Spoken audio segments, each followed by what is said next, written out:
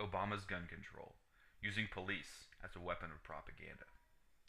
Yesterday, April 3rd, President Obama came to Denver, Colorado to support the new gun legislation passed by the state and to encourage other states to follow suit.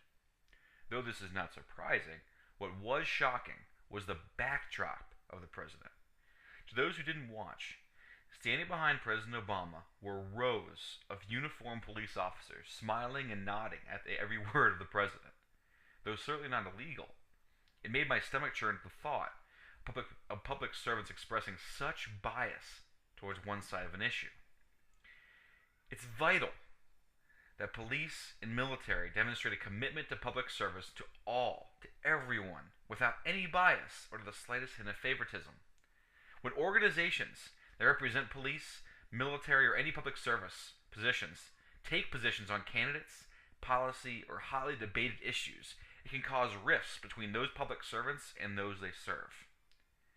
Protecting and serving others is difficult enough without adding suspicion that any personal feelings of the person may influence them or force them to treat others who hold different political views with different ways. For instance, being pulled over by a police officer and knowing that you have an Obama or, say, some sort of Republican supporting symbol on the back, you have no idea what the police officer's political views are. And personally, it shouldn't matter to you. He's doing his job and protecting the public, probably writing you a ticket, whatnot.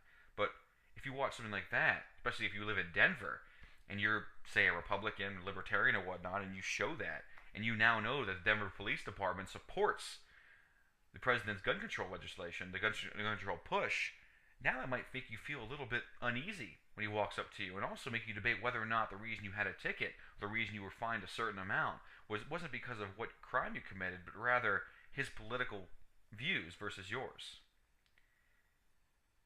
Now, despite many police officers and correction officers trying to be above doing that, perception becomes reality.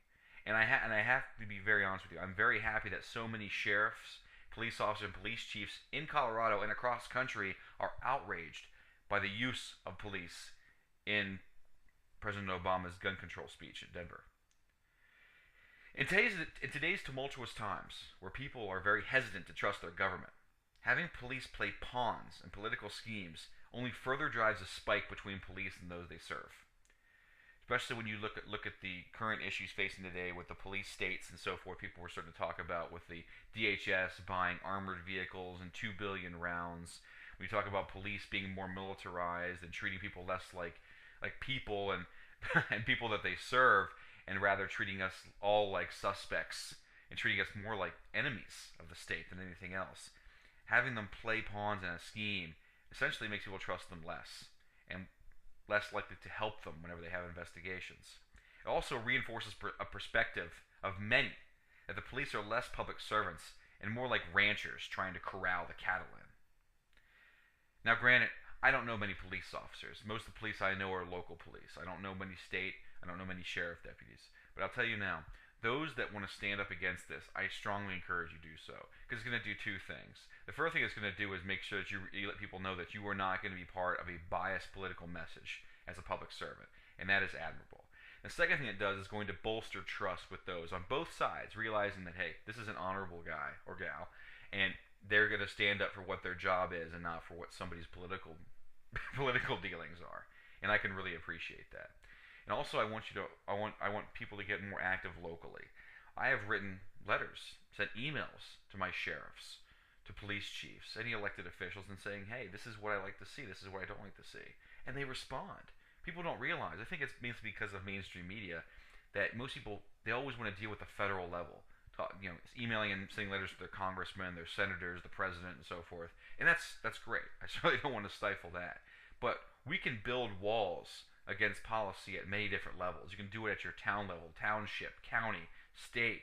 All of these things can be done before you get to the federal level. And in many cases, it makes it a lot harder for legislation to be passed that will really directly affect you if you can set up these walls early.